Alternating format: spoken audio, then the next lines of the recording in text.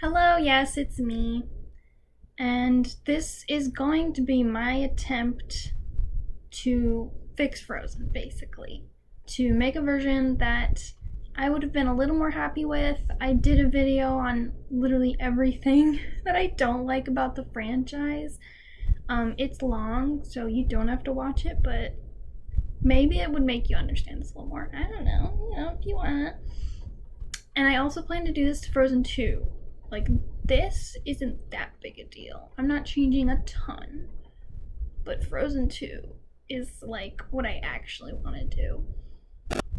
I know I'm late to the party, like years and years late, but at this point in time, I've accepted that Disney films are all that I can control. Like I've said before, I don't hate this movie, and there are actually some like cut things and behind the scenes type content that I would have loved to see explored. I think the animation's great. I think the songs are pretty good. There's a lot of talent behind this movie, which is why I don't want it to seem like I'm some uppity internet personality trying to say that I'm better at these people's jobs than they are.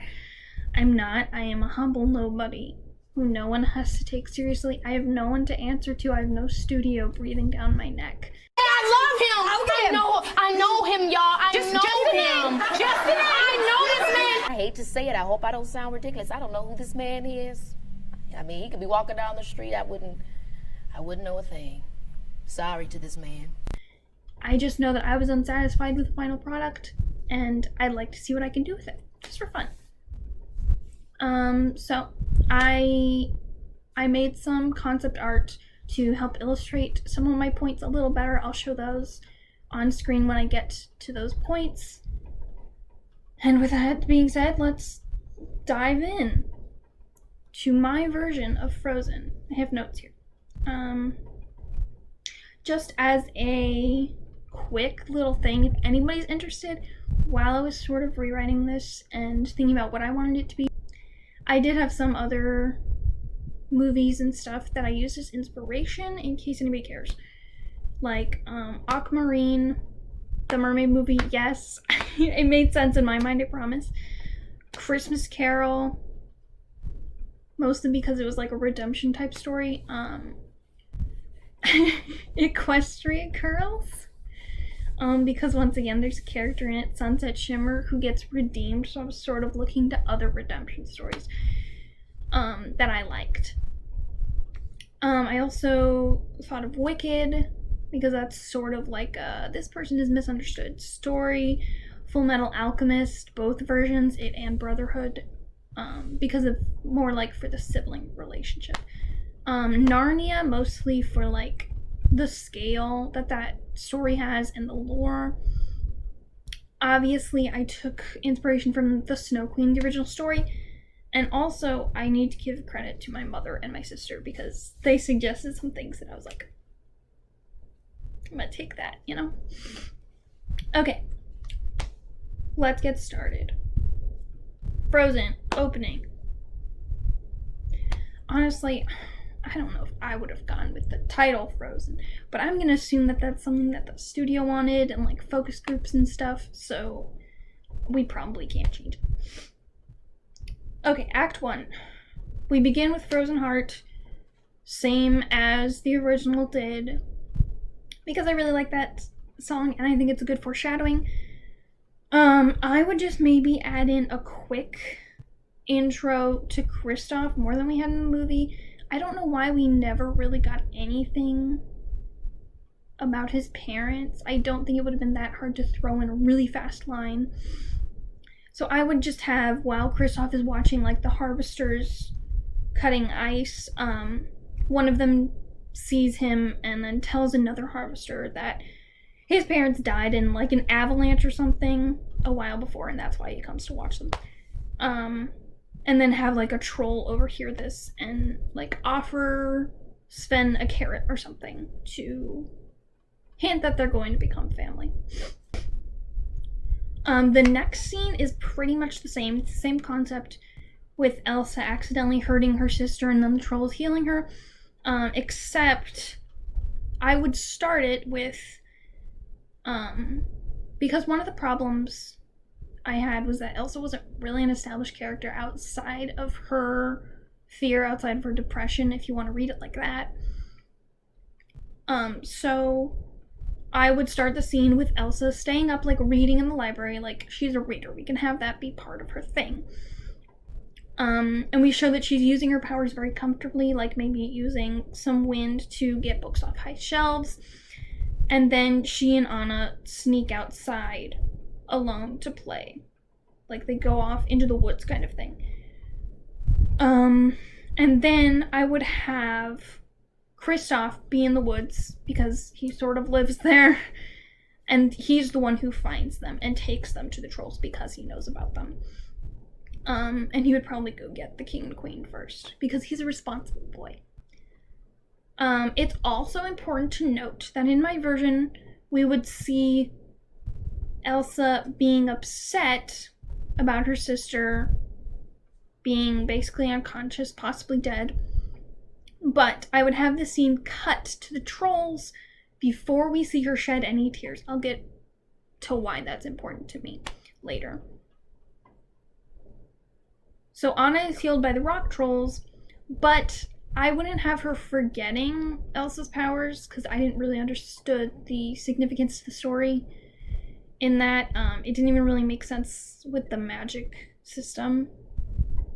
So I would just have Anna keep it secret so that people don't get freaked out. Like, her parents tell her to not say anything. So similar-ish to the original, Elsa's parents are really freaked out by her powers. They give her a pair of gloves. Except in my version, it's amped up a little bit. This is basically just Frozen, except I want to go farther. Go further with it. So Elsa's parents are scared, except in my version, they're, like, really freaked out. Like, they're really kind of insensitive and being like, you have to control it, be quiet, don't talk about your feelings. And they spend more time with Anna than Elsa, like, intentionally. It's not as much Elsa drawing away, it's more them drawing away. And sort of acting like Anna is the normal one. And then I sort of came up with song concepts that I would replace some of the songs with. I'm not a songwriter. If anybody is a composer out there, I would totally be down to work with you and write some lyrics, but for right now they're just concepts. So here I would put a song. I came up with the title For the Good of Arendelle along those lines. And in this song, parents are locking up the castle like in the original. And over the years, Elsa would spend more and more time alone in her room. I imagine she would make a snowman, similar to Olaf, you know, foreshadowing him. And she reads to him like that's her only friend. It's really sad. And trying to keep the ice at bay. Again, kind of similar. She's singing the song, like her part in the song, in hopes that one day her parents will see that she can be made queen and do good things for Arendelle and be free. That's the main thing.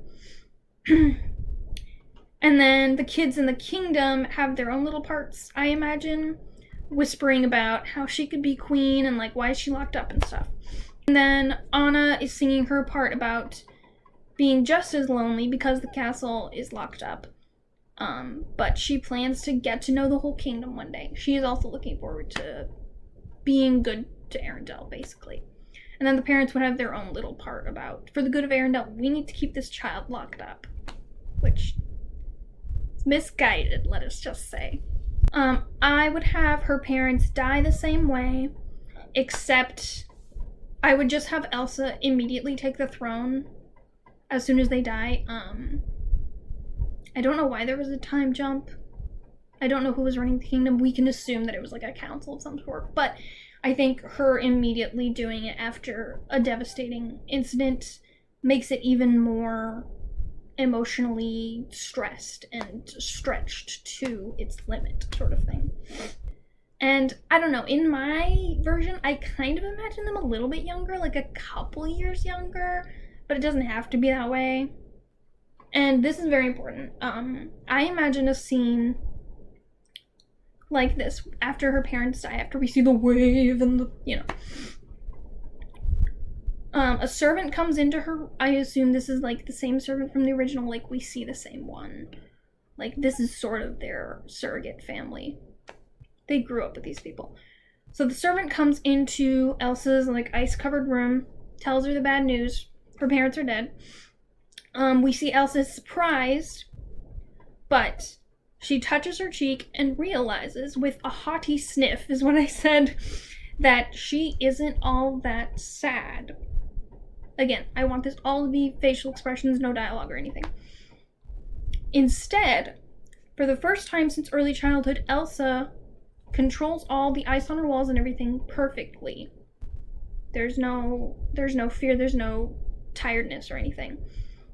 And she forms a perfectly symmetrical ice skull in her hand from all that ice and sends it with perfect aim into the head of her snowman, crumbling him.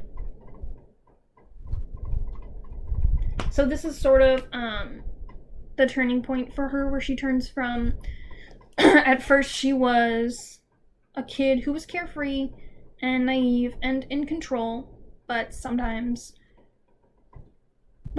freaked out, you know? And then the second stage is her being scared and sad and neglected, that turning to bitterness and terrifying amounts of control. The next sequence I would sort of have is Anna fantasizing about the fact that she has an arranged marriage. Hans is no longer a sort of Disney Prince-esque, well, he could be. Like, I would have her knowing what he looks like with portraits and stuff, and being excited about it, similar to how naive she was in the original. She fantasizes about this arranged marriage, and she also really likes to socialize with the people inside the palace. Because during her childhood, I would have her, again, I sort of wanted her to have a thing, maybe. So during her childhood, I would have her like practicing sculpture. And she would like talk to people and sculpt them out of clay, like the servants and the workers and stuff, as a way of getting to know them, practicing to get to know actually Arendelle. So instead of For the First Time in Forever sequence, I would have a song. I came up again with the title Hello, It's Me, because I thought that could be kind of cute. Of her finally being let out because of the coronation and talking to the people of Arendelle and getting to know them. So it would be the same sort of like staging for her, except with Elsa, she's not out of control, she's not freaked out. In the reception ball part of the coronation, I guess, it's pretty much the same. Like, Anna is friendly and Elsa is cold to her. Ooh, pun. Except then, Elsa starts hearing whispers about people who think Anna should have been crowned. Because Anna is the one really trying to engage. She's the one that sort of has been the face of the kingdom, because Elsa's been more locked away than she has. And so it sort of builds in Elsa until she gets really angry. She reveals her powers herself instead of someone else doing it. She basically turns herself into the persona of the Snow Queen. I actually want to use that persona. And I would imagine it like her covering her crown in ice, her, you know, doing the whole braid thing and the fancy dress thing, but a little angrier, you know? She summons a storm, freezes all of the citizens outside the castle, so they are all now like frozen statues. And then she traps the ones who are already inside. They're not frozen, but they're trapped inside. And then I would imagine she like transforms the castle sort of in a Let It Go fashion, except it's like the old castle just Snow Queenified. And that brings us into Act 2. So Elsa finally feels free to use her powers and accept them as a gift, like in the OG of Let It Go, except again, it's a little angrier, it's a little more menacing.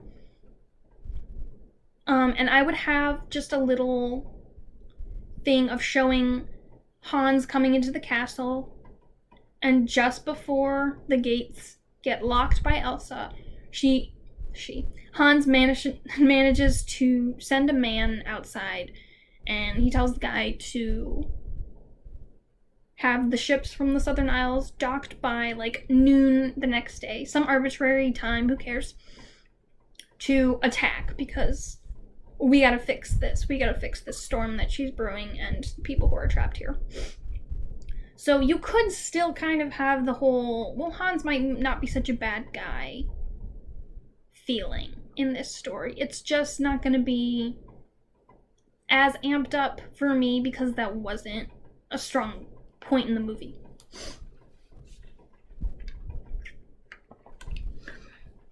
So here, I would have a little scene where Elsa leaves her prisoners in the castle, she steps out onto the balcony, and she finally has a moment to enjoy the complete silence. You know, like there's no sensory overload that she had before.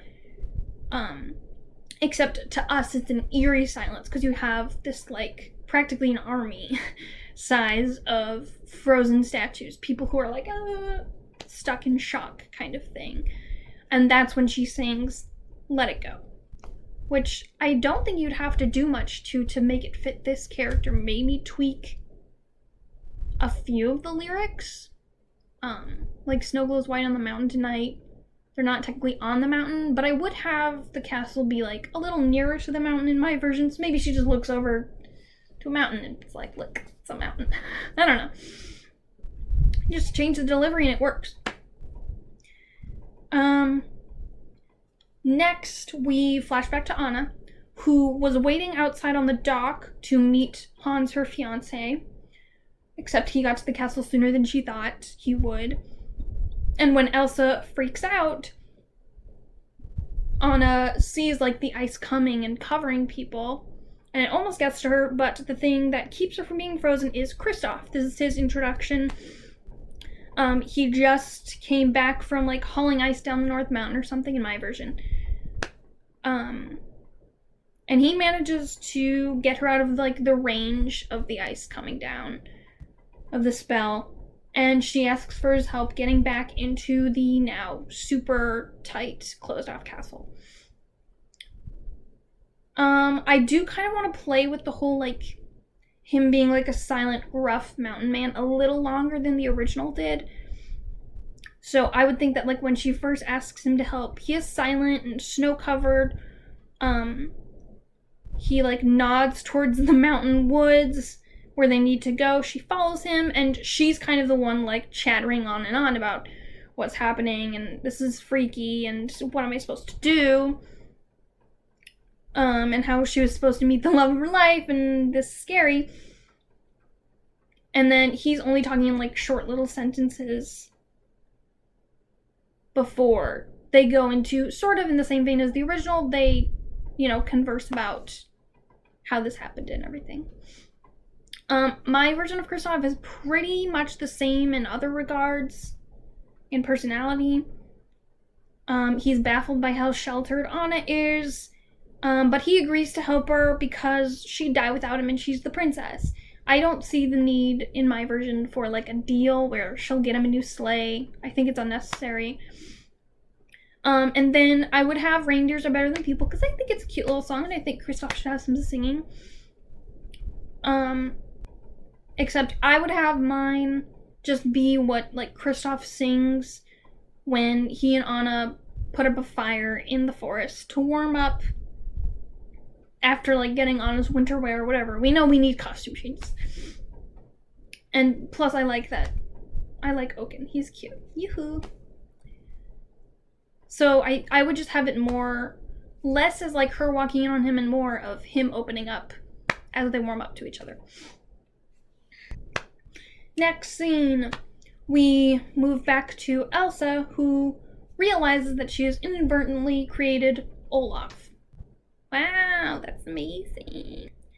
In my version, Olaf is with Elsa. He's on Elsa's side instead of with Anna and Kristoff, because Elsa, being someone who is very withdrawn and withdrawn and introverted kind of, I think we need her to have a sidekick who can voice her thoughts a little better so we can get to know her side of the story. In my version, similar to the original, he's just a larger version of the one she grew up with. It's just that she spent more time with him when she was a kid. And their relationship is sort of like, he amuses her, so she's willing to put up with him, especially because he was, at least you can interpret, because he was created by her, he's kind of devoted to her and eager to please her, eager to say that she's the best, even if she does horrible things. It's sort of like, there was a little joke in the original of where Olaf was like, she must be the nicest, kindest, warmest person ever, as we see like horrible spiky icicles pointing towards them. It's sort of that joke, but that's his whole character. Because I've always been against the whole like Disney sidekicks who have their whole own arc and their whole own song. I think it, with such a condensed story that needs music, I think it's too much unnecessary stuff. I think whatever the sidekick is, they can have their own little thing, but for the most part, they should be in support of the protagonists. So I came up with a song concept called Nobody Knows You Like I Do, where Olaf is sort of the only one on Elsa's side. He supports her, he's singing about how great she is, even if she does bad things. It's kind of like, actually, The Hunchback of Notre Dame is a song that's not in all the versions, called Guy Like You. It's a bad song. I'm glad that it was cut from some versions, but my version would be better than that, okay? It'd be funnier, because Josh Gad is funny. I think he could be funny with a lot of different concepts. But I think maybe it could sort of demonstrate that he's a manifestation of her insecurity and defensiveness, and she made instinctively because she just wants someone to love her unconditionally, even though someone does, but we don't know that yet. So, we go back to Kristoff and Anna, who, like the original, they still butt heads about how she's being engaged to someone she doesn't know, and she's okay with it. But in this version, Anna is more, she sees it as more another way to do what's right by her people. Her parents, in flashback scenes, I would have them instill very much that Arendelle is paramount, and doing what's right for Arendelle is paramount. So it's like, this is what I need to do to secure my land.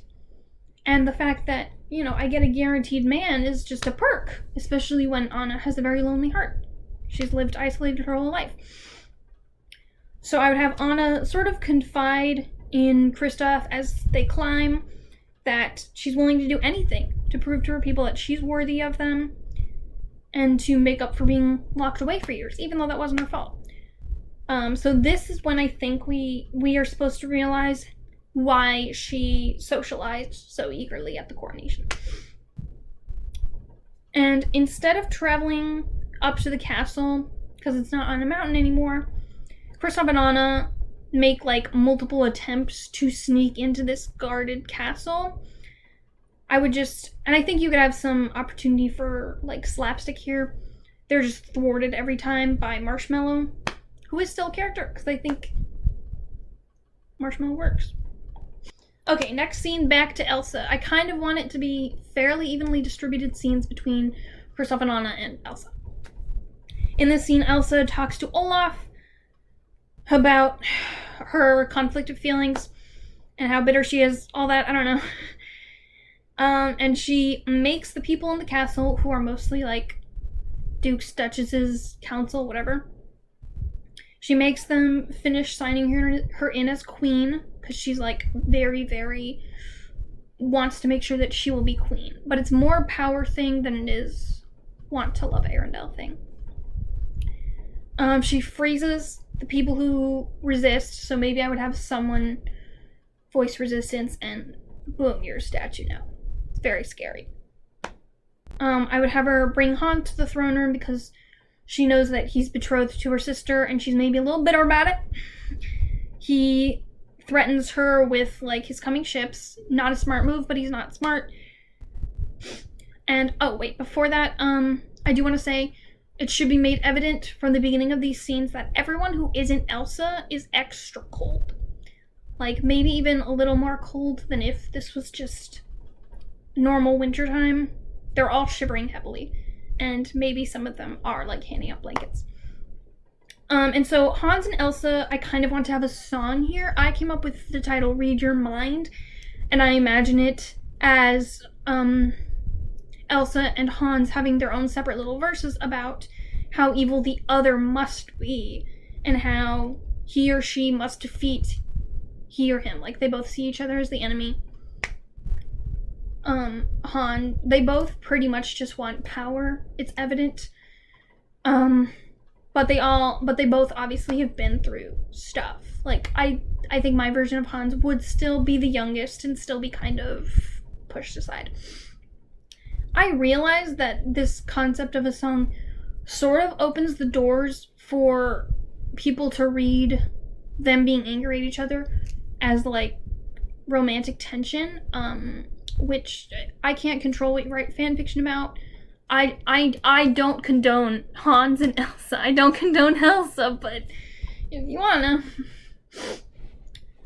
I would also maybe have a conversation of Elsa scoffing at the concept of marriage and love, and Olaf musing that he thinks love could thaw anything, just as a little more foreshadowing.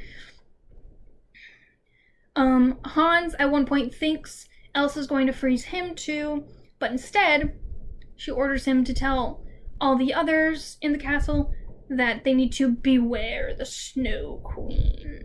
I just imagine it as it being a very creepy, scary establishment of her as a villain. And I find it fun. I think we could have gotten some fun villain Elsa vibes. And Elsa relishes in the idea of a countering attack. She does not care that the ships are coming to attack her because that just means more demonstration of her powers. So she continues to expand her storm. We see it getting bigger, and she starts to look a little more angry and a little more haggard. Like, maybe her face gets a little more gaunt. It's taking a little bit of a toll on her at this point. I would have us go back to Anna and Kristoff, who are now climbing a cliff. This is where I'd put in that gag from the original of Anna thinking she's up higher than she is and running out of breath even though she's 2 feet off the ground. Except instead of, like, finding stairs, I would have Sven point to, like, a much easier path that they can go up. So Anna and Kristoff are talking while they have this conversation. They argue about how Anna can't possibly know anything about love because she's lived all alone her life. Anna says, so is Kristoff. I want there to be a little beat where they're like, oh, we're not so different. And then Kristoff says, I actually like had a whole dialogue here. Kristoff says, maybe I started off alone, but now I have Sven, and actually a pretty big family. Anna says, I would hate to have a big family. It's been enough trouble with one sister, and then she, like, gestures to all this trouble. Kristoff, yeah, no matter the size, family can be difficult. Did you see any signs of this growing up with her? Anna, well, the powers have always been there, if that's what you mean, but she never misused them. My parents made sure to keep gloves on her and tell her to be very careful with her feelings. Kristoff, wait, your parents told a 12-year-old to put on gloves and not think about it? They expected that to work? No wonder you're ready to marry a man you've never met and your sister is terrorizing the kingdom. Can you tell that I'm bitter about the parents' treatment of her?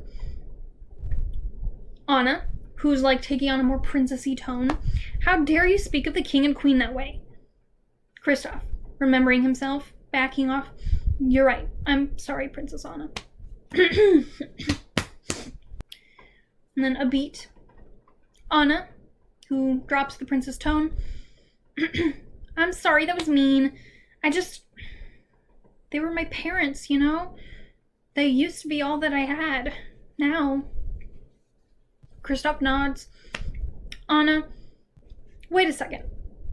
How do you know Elsa was 12 when my parents gave her gloves? Kristoff, who's suddenly a little shy. Oh, well, I think I was there. That night, she was cradling you in her arms, crying in the woods. I had heard stories about something magical higher up the mountain, so I took you to there. I just wanted to help, I guess. Anna, really? I never knew. Thank you. And then I would have her hug him, and he's kind of shrugging it off awkwardly. And then Anna keeps staring at him, which is making him uncomfortable, but now she's thinking. Kristoff says, what is it? Anna, I never knew she had cried. And then we ended there. And finally, Anna, Kristoff, and Sven find a way to sneak into the ice castle. Anna leaves the others outside while she tries to convince her sister to bring back Summer to come home. And Elsa is unfeeling to the people who made her miserable all her life. Big surprise. She refuses. She makes the storm even stronger. It doesn't help when Anna is like, it'll be fine. We can cut you a deal, you know, but you're not going to be queen, obviously, sort of thing. Which I think is reasonable. Instead of For the First Time in Forever Reprise, I sort of came up with a song concept called Remember,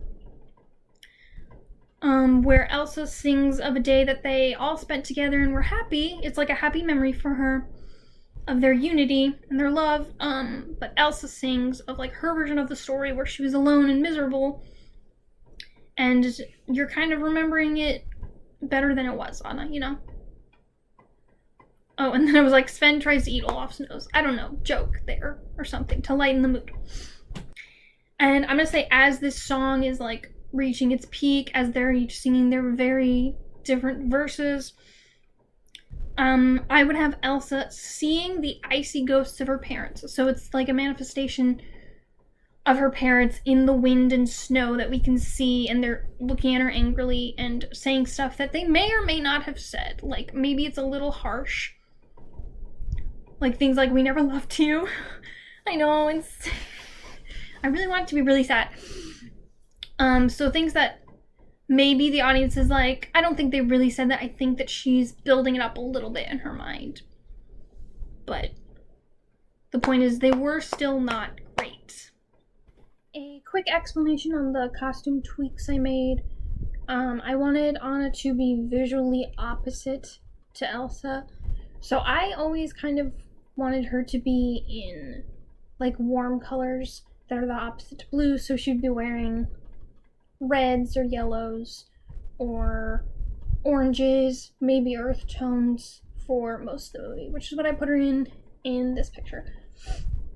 And Elsa, Frozen 2 sort of explored this idea with Elsa's costume that she gets lighter with every sort of costume change. I assume to promote character development, even though there was none. And I kind of wanted to start that out in this movie because I have the benefit of hindsight.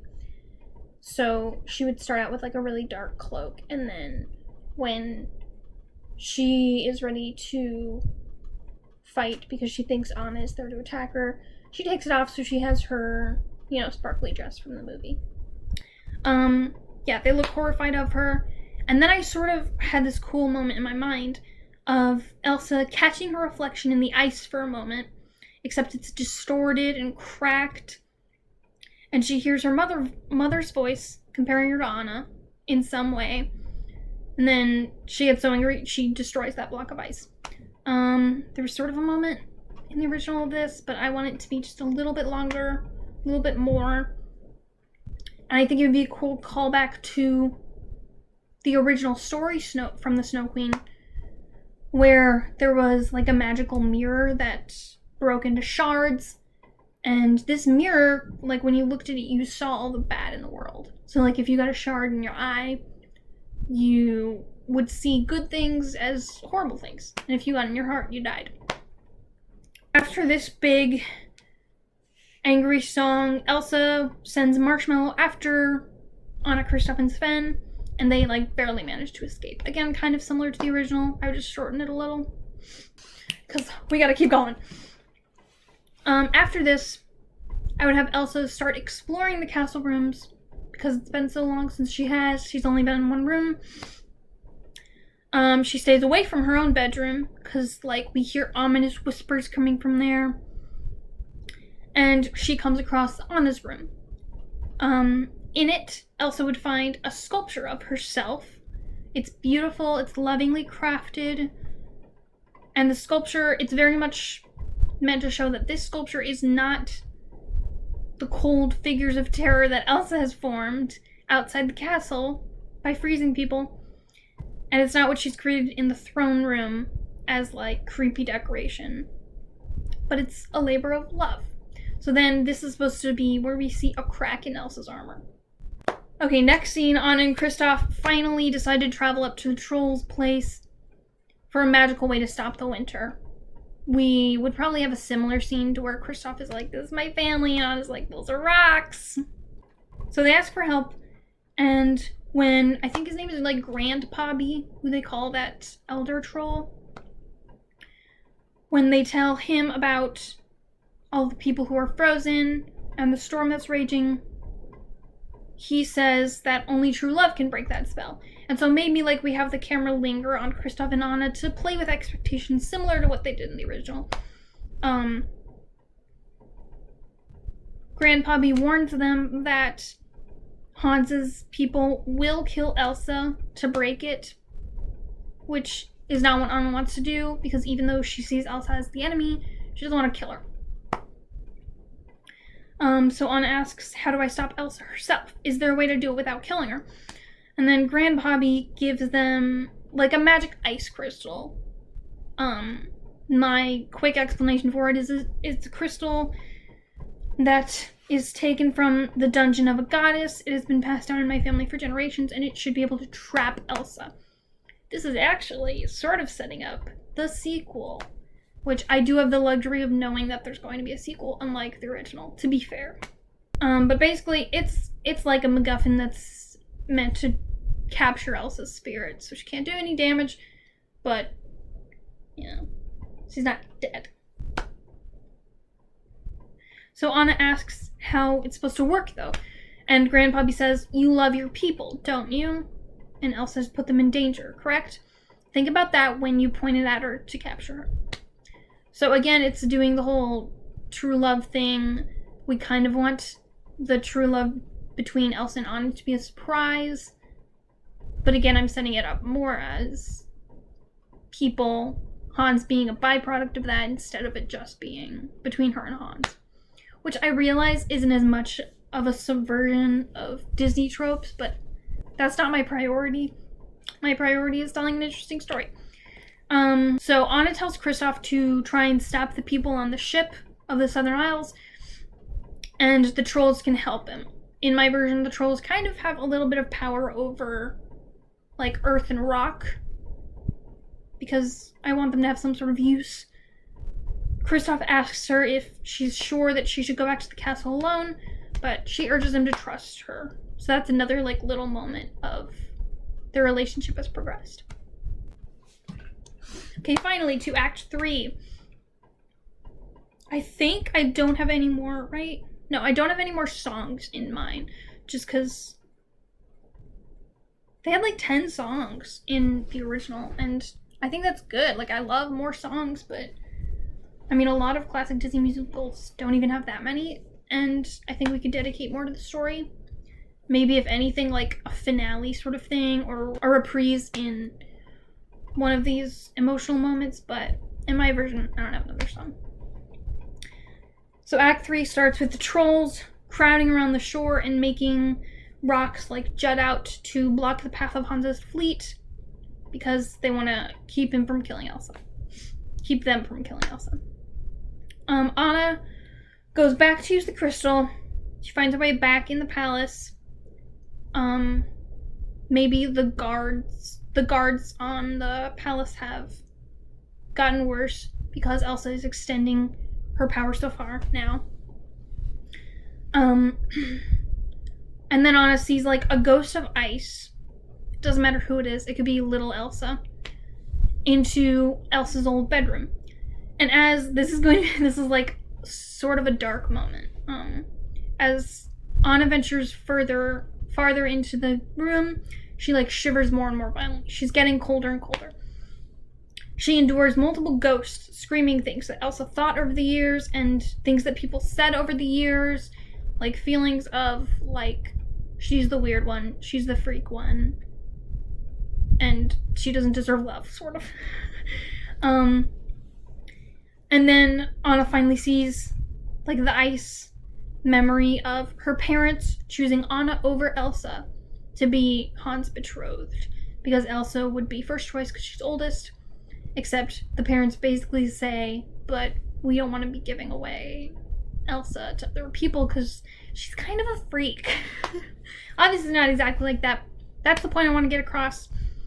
So Anna sort of has this realization of like, oh, my experience was not the same experience as my sister's. And that's when Anna's heart starts to freeze over because she's already gotten so cold. It just so happens to be the same point of realization. That's when Elsa enters, realizing that she's gotten in. She's enraged, but she falters in surprise for a moment at seeing Anna's quickly freezing body. The storm rips the walls off the room because now she's starting to lose control. So now Elsa and Anna are like on the fjord. Because she's ripped the walls away. They're sort of outside the castle now. So then we see Hans come across the fjord with a sword. He's ready to kill Elsa from behind. He's raising it. But Anna like manages to fight him off feebly. The stone skitters out of her hands. Elsa shatters Hans' sword, which throws him aside. He's taken care of for now. So we just have Elsa and Anna dying. Elsa asks, why did you do this? She's like looking at her wound. The storm will only make it worse. You have to get away. And Anna, who's friggin' dying, says, I'm sorry. I'm sorry for everything. She's stuttering. I sort of want there to be like an unspoken moment where Anna's like, I'm not gonna leave you, even though I'm dying and I'm at risk. But at this point, she's already frozen. Elsa is horrified at what she's done. She's suddenly realizing everything. She immediately stops the storm. I also sort of want a moment where there's like an inward struggle shown on her face, where like she almost can't keep the storm contained. It's almost out of her reach at this point, but she takes a deep breath and the little bit of her color that she had comes back into her face and it stops. We finally see Kristoff, who's done with his job, running to Anna. He's also horrified. There's a beat where Kristoff looks at Elsa and then to Anna, who's lying there covered in ice. So it's like a callback to the prologue where Kristoff found them and Anna was hurt. Elsa sees the crystal that her sister had. She recognizes it as something that her sister was going to use against her, some sort of weapon.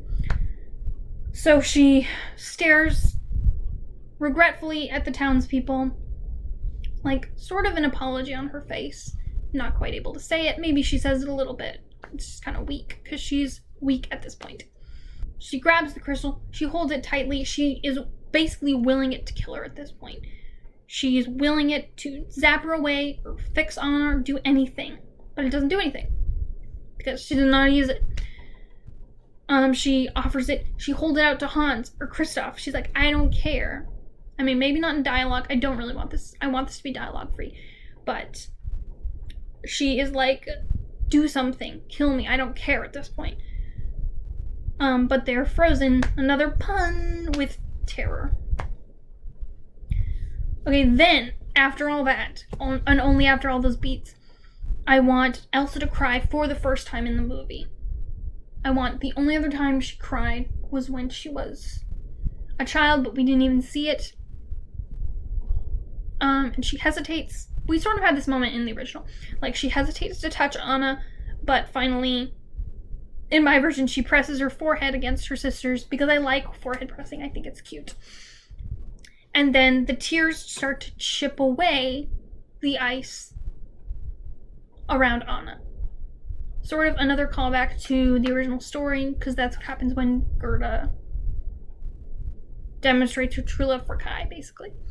The original sequence stands here.